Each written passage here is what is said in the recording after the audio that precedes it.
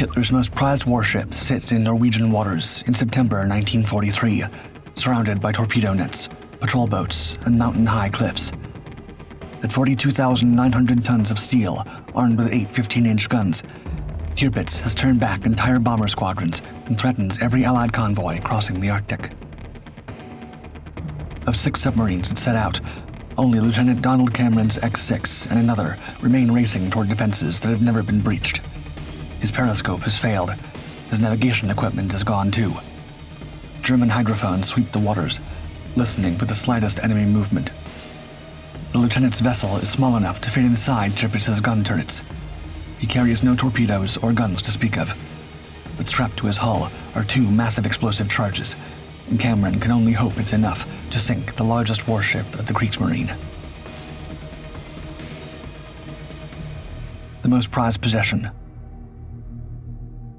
In early 1941, following a request made by Gross Admiral Erich Raeder, the battleship Tirpitz moved into Norway as a long-term strategy to tie down British naval forces and threaten Allied Arctic convoys bound for the Soviet Union.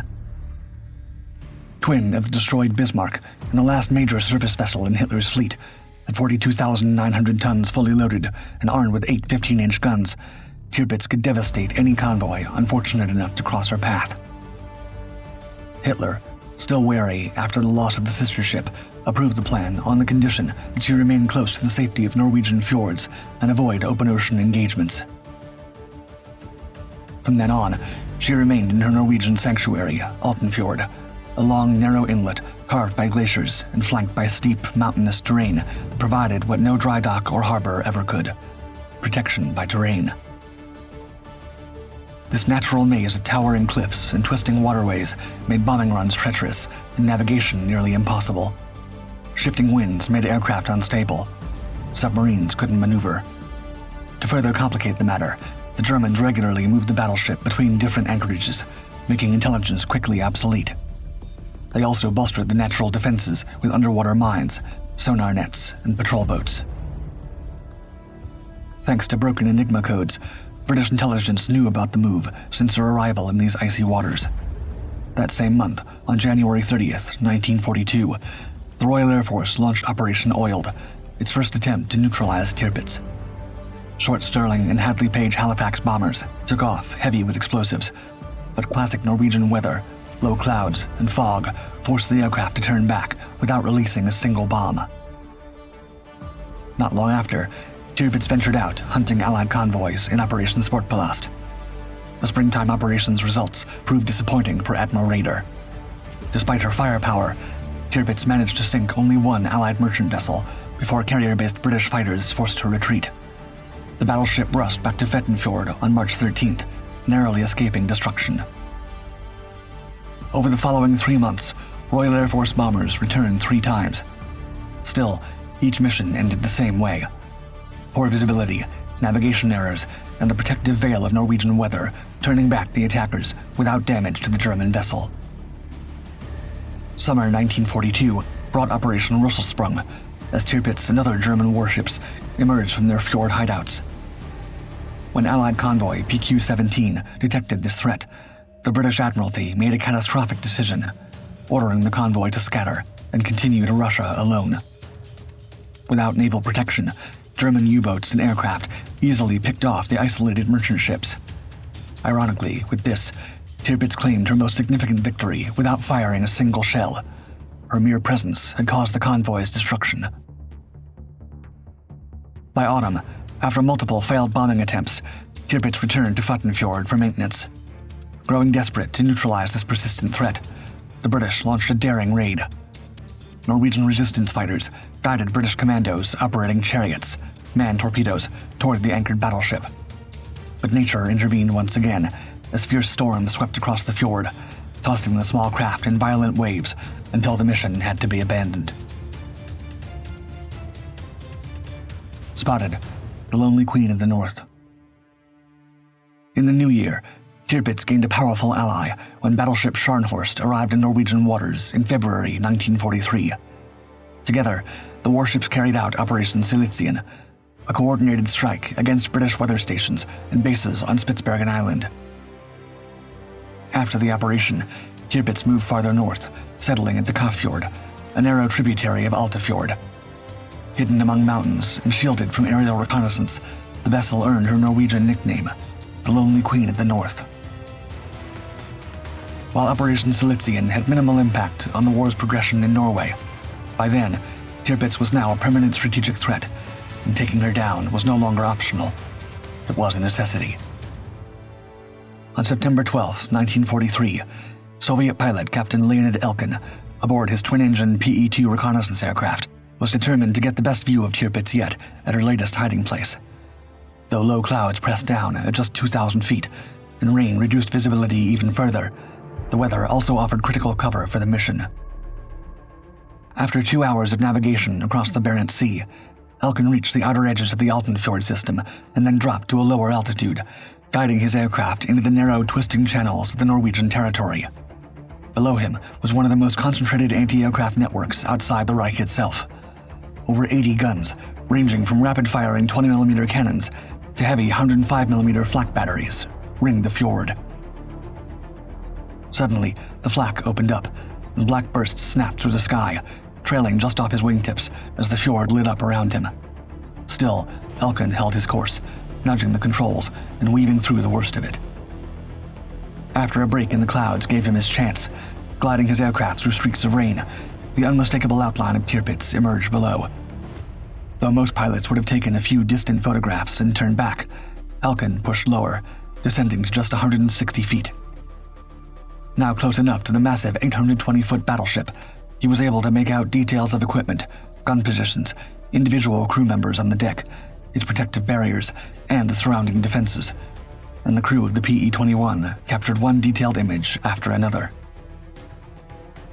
After escaping the dangerous fjord network, Elkin made the return journey to Soviet airspace, and the photographs were rushed to waiting British liaison officers and transmitted to the Admiralty in London within hours. Despite this intelligence goldmine, Royal Navy planners knew conventional attacks remained impossible. Bombers lacked precision, surface ships couldn't navigate the channels, and standard submarines would be detected too easy. The solution required something that could slip past barriers unseen while delivering devastating force. The answer was already floating in Scotland's cold waters: Britain's secret weapon, the X-class midget submarine.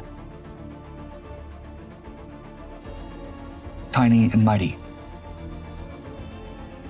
3 years into World War II, when conventional attacks failed against key German naval targets, the Royal Navy began developing a new kind of vessel that could strike where bombers and battleships could not.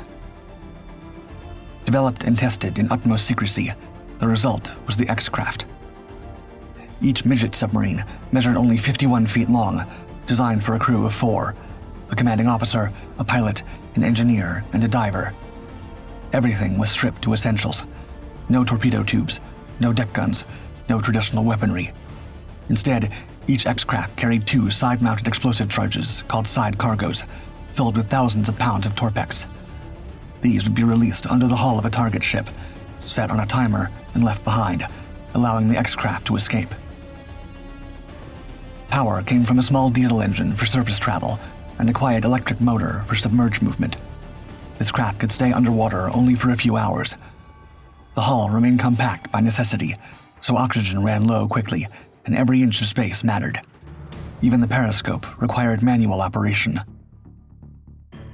With the X-craft available through the early summer of 1943, Commander Robert Tiny Cromwell Varley, the engineering officer who helped design the X-craft, with the backing of Vice Admiral Sir Max Horton, Flag Officer Submarines, and the full support of Prime Minister Winston Churchill, began devising a bold attempt to take down the secluded Tirpitz once and for all. The operation was directed from the Royal Navy shore establishment, HMS Varble, located in Port Bannatyne on the Isle of Bute. Varble, named after commanders Varley and Bell, designers of the X-craft prototype, was the headquarters for the 12th Submarine Flotilla.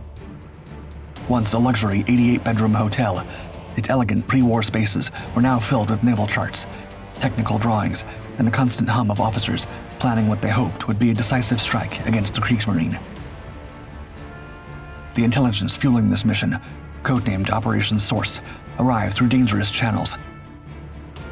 Norwegian resistance fighters, brothers Torbjørn and Einar Johansen, map patrol patterns and defenses around the fjord, smuggling their findings to British naval planners through a network of fishing boats and clandestine radio transmissions.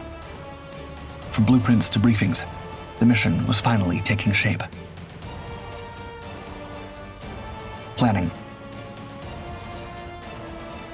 By the summer of 1943, the 12th Submarine Flotilla was already preparing for specialized training for Operation Source. Inside Barbel's wood-paneled rooms, naval officers developed their plan. 6 X-craft miniature submarines would approach 3 high-value German warships, attach explosive charges to their hulls, and escape before detonation. They assigned X6, X7, and X10 to attack Tirpitz simultaneously, while X5 would target Scharnhorst, and X8 and X9 would focus on the heavy cruiser Lutzow. However, each X-craft was never meant to make the full journey on its own. Instead, these small submarines were hauled across hundreds of miles of open water by larger fleet submarines, which served as both motherships and lifelines for the mission. Inside these midget submarines, there was barely enough room to move. The temperature shifted wildly. Condensation dripped from every surface, and the air grew thick and stale after hours submerged.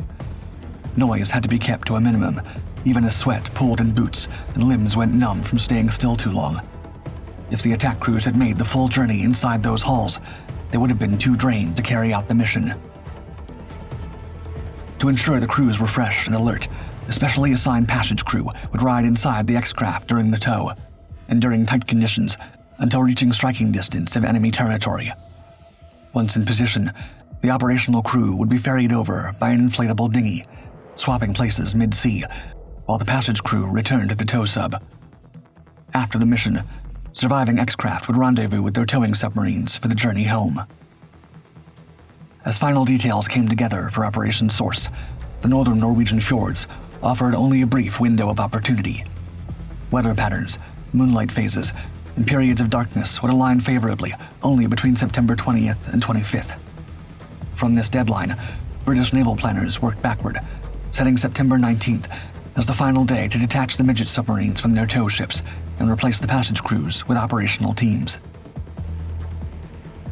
5 days before departure, the depot vessel HMS Bonaventura hoisted aboard the 6 midget submarines, X5 through X10, where technicians fitted them with Amatol explosive charges and performed final system checks. As September 11th dawned, each submarine carefully connected to its X-craft, and the unusual convoy slipped beneath the waves, beginning their slow journey toward Norway's heavily defended waters, aboard 6 submarines, HMS Thrasher, Truculent, Certus, Sea Nymph, Stubborn, and Scepter. Problems arise. On September 11th, 1943, HMS Truculent and HMS Certus slipped away from their rendezvous point, 75 nautical miles east of the Shetlands. Behind each submarine trailed a miniature vessel, X-craft barely visible in the churning wake. Every couple of hours, another pair vanished over the horizon. The Scottish base was emptied until only HMS Scepter remained, finally departing at 1 p.m. on September 12th with X-10 in tow. For 4 days, this unlikely armada navigated through the hunting grounds of German U-boats. The seas cooperated with unusual calm as they approached their second rendezvous point, 150 nautical miles west of Altafjord. Below deck, intelligence officers finalized assignments. X5, 6, and 7 would strike Tirpitz, while X9 and 10 would target Scharnhorst, and X8 would assault Lutzow. But on September 15th, as the submarines altered course toward Altafjord, the cable between HMS Certus and X9 suddenly snapped. Despite frantic searching, Certus's crew found only a thin film of oil spreading across the water. X9 had plunged into the depths, taking her 3-man relief crew with her. For days, the ill fortune continued. On the 17th, water began seeping into X8's compartments, holding explosive charges. Her commander hastily detached the explosives and detonated them at what he thought was a safe distance. The blast tore through the tiny submarine's hull with unexpected violence. The crew barely escaped, scrambling aboard HMS Sea Nymph with no choice but to scuttle their damaged vessel. By dawn on September 20th, the moment had come. The remaining vessels would proceed alone through minefields, staying submerged during daylight, all with the single mission to enter Fjord by sunrise. As twilight gathered, the 4 remaining X-craft detached from their motherships and turned towards Suroy Sound. Right before leaving, Lieutenant Henty Krier of X5 shouted good wishes to Lieutenant Place, who was commanding X7. As he waved goodbye, his voice faded across the darkening water. These would be the last words anyone would hear from X5. Meanwhile, X10 was fighting a losing battle with mechanical failures. Though her crew worked desperately, systems continued failing. Now, with half the X-craft fleet already lost or disabled, Royal Navy Command abandoned the planned attacks on Scharnhorst and Lutzow. In a little over a week, out of 6 X-craft that left Scotland, only 2 were still operational and heading toward Tirpitz. The odds and targets for Operation Source were narrowing by the hour. Setting up. Lieutenant Donald Cameron guided X6 through the minefields. By evening on September 21st, he positioned his craft near the Bratholm Islands, a rocky archipelago guarding Kafjord's entrance. There he waited, his vessel hovering just beneath the surface. Meanwhile, Lieutenant Place similarly navigated X7 through the danger zone, observing Scharnhorst departing Altafjord at 4:30 p.m. He too found shelter among the Bratholm Islands, though neither commander made contact with the other. The Tirpitz lay protected by 2 concentric torpedo nets, rings of steel mesh designed to catch and halt underwater intruders. Just before sunset on September 22nd, guards opened the outer barrier to allow a coastal supply vessel passage. Cameron reacted instantly. X6 surged forward, diving behind the merchant ship and slipping through the gap before the barrier closed. What followed tested every measure of Cameron's skill. His periscope failed. His gyroscope malfunctioned. With no reliable navigation instruments, he could only press forward blindly toward where he believed Tirpitz waited. Aboard the German battleship, the morning routine began without a hint of what was approaching. At 5 a.m., technicians shut down the hydrophone watch for scheduled maintenance on the underwater listening equipment. With these acoustic eyes now blind, additional lookouts took position on deck, scanning the still waters of Kafjord. Below the surface, X6 continued its treacherous approach until the hull struck an uncharted underwater rock. The impact sent vibrations through the water that seemed impossibly loud to the crew inside. At 7:07 a.m., a German watchman noticed a slight disturbance inside the torpedo nets. The ripple was quickly dismissed as a surfacing porpoise.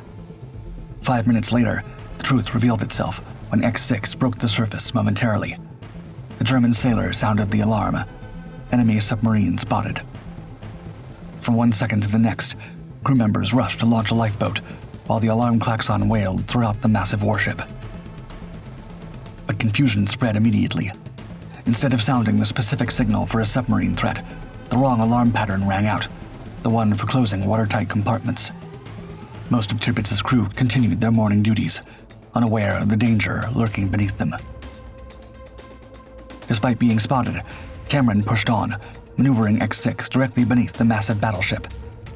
The British craft was too close for Tirpitz's guns to aim downward effectively. The Germans watched helplessly as X6 slipped back underwater. Beneath the giant hull of Tirpitz, Cameron's crew worked with practiced efficiency, placing their explosive charges and arming them. Their mission was accomplished, and they knew escape was now impossible. Minutes later, X6 resurfaced. This time, the waiting German lifeboat pounced. Coming alongside, the sailors jumped aboard the tiny vessel. They captured the British crew, but couldn't prevent them from opening the scuttle valves. As X6 began sinking, the Germans noted the apparent dejection on the faces of their prisoners. The officers of Tirpitz concluded they had thwarted whatever plan the British had conceived. Instead of immediately casting off, the order came to raise steam in the boilers, a process that would take nearly an hour. Spotted.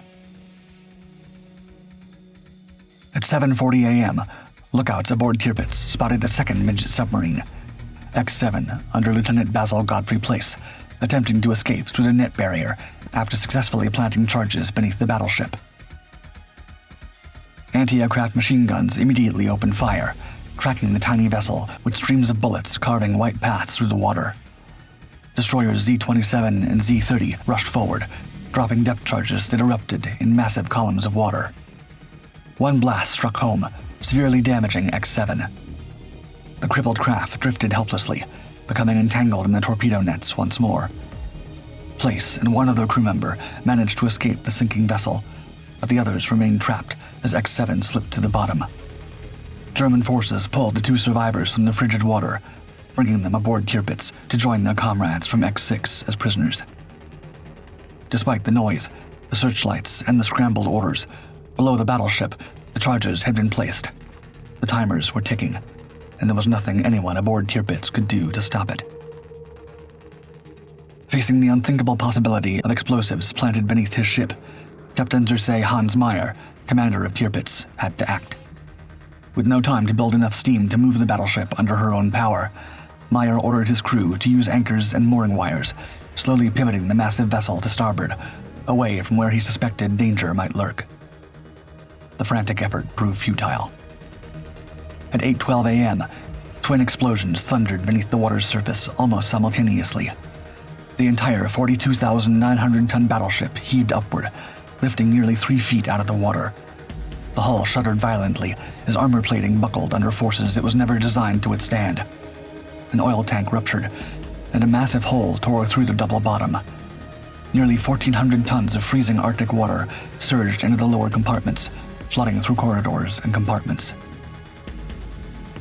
The mighty Tirpitz convulsed as power failed throughout most of the ship. Flooding claimed both generator compartments. The propeller shafts seized in their bearings, locked solid. 2 of the massive gun turrets, lifted from their foundations, rendered useless. Anti-aircraft batteries tilted at odd angles. Rangefinders and fire control equipment shook loose from their mounts. Every radar system went dark. The blast was so violent that it hurled 2 Arado spotter planes from their catapults, smashing them against the water. But the attack was not over yet. Third and final. As panic and confusion swept through the wounded battleship, at 8:43 a.m., Lookout spotted a third midget submarine approximately 710 yards away. The functioning anti-aircraft guns immediately opened fire, while the destroyer Z-27 rushed toward the target. It was X-5, which had vanished after Lieutenant Henty Krier's final farewell 3 days earlier. Having navigated through the maze of fjords independently, the submarine had positioned herself outside the torpedo nets, awaiting her chance to strike at the already wounded Tirpitz.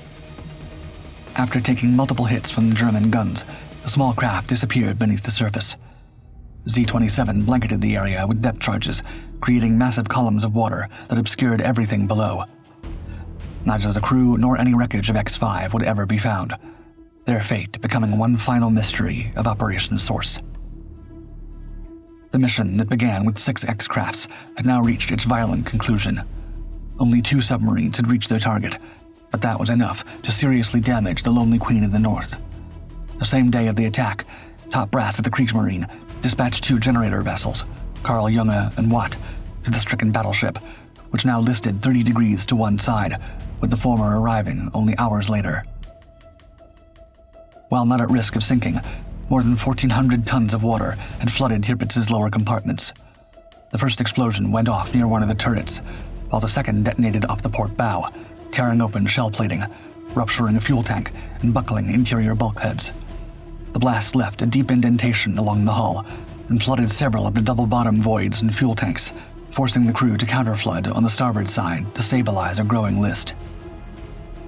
Inside, the electrical systems were wrecked. All turbo generators in room number 2 were knocked out, and nearly every generator in room 1 was disabled by snapped steam lines and severed cables. One of the massive gun turrets had shifted violently on its mount and could no longer rotate, an issue made worse by the fact that no crane in Norway could lift and realign it. To top it off, it was confirmed that both Arado aircraft were lost for good. By September 25th, with Hitler's direct approval, the German Navy decided Tirpitz would be repaired in place. There, technical reality soon became clear. The battleship could never be restored to 100% operational condition. Numerous structural frame beams had buckled from the explosions, damage that could only be properly repaired in a dry dock during an extended shipyard stay. Nevertheless, crew members from Tirpitz, assisted by specialists from the repair shop Neumark, accomplished what many thought impossible. Over the next 6 months, working without heavy cranes or dry dock facilities, through the bitter Arctic winter and darkness, they restored the battleship to operational status. According to historians William Garsky and Robert Dullen, the successful repair effort was, quote, one of the most notable feats of naval engineering during the Second World War. The end of Tirpitz. Back in London, Winston Churchill gave the highest priority to destroying Tirpitz once and for all. The hunt intensified after Scharnhorst went down at North Cape on December 26th. Now, with Lützow and most destroyers recalled to Germany, the British concentrated all firepower on the elusive battleship. Soviet bombers were the first to strike on February 10th, scoring just one indirect hit. By April, Tirpitz had completed sea trials and returned to her anchorage in Altafjord, and the Royal Navy launched Operation Tungsten, hammering the battleship with carrier-based aircraft. 14 direct hits and one near miss tore through the vessel. The explosions took the lives of 122 crew members and wounded 300 more. The water flooded in, turrets jammed, and spotter planes burned to cinders. Through it all, her armored decks held. Over the following months, the Royal Navy Operations Planet, Brawn, and Tiger Claw followed but failed against Norway's harsh weather. Operation Mascot faltered when German radar detected the incoming aircraft. Thick smokescreens concealed the battleship completely. 4 consecutive Goodwood operations in August yielded only 2 hits. The RAF even deployed Lancaster bombers, armed with new 12,000-pound tallboy bombs, rocket-shaped projectiles that could pierce armored decks before detonating.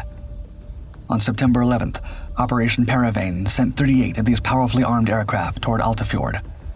Despite German smokescreens, 2 bombs struck Tirpitz's forecastle, exploding beneath the ship and causing massive damage. After this, the German command declared her unseaworthy, and the battleship limped to Hakøy near Tromsø as a floating artillery platform, a fatal error that placed her within range of RAF Lancasters flying from Scotland. On November 12, 1944, in Operation Catechism, more than 24 Lancasters dropped their payloads. 2 direct hits and 1 near miss sent Tirpitz listing to port. The angle increased to 60 degrees before a violent explosion tore through her hull. The mighty battleship capsized, trapping over 1,000 crew members inside. At last, the lonely Queen of the North was finished, and the Arctic convoys, which the X-Craft submarines had fought so bravely to protect, could now sail safely to Murmansk. After the war, the captured crew members of X6 and 7 returned to Great Britain safely, and the commanders of both midgets, Lieutenant Donald Cameron and Lieutenant Basil Place, for their courage beneath Arctic waters, Britain's highest award for courage displayed during Operation Source. In the end, despite an imperfect ending, in Operation Source, 12 men in tiny X-Craft submarines did what fleets and bombers could not: strike directly at the Kriegsmarine's most prized possession.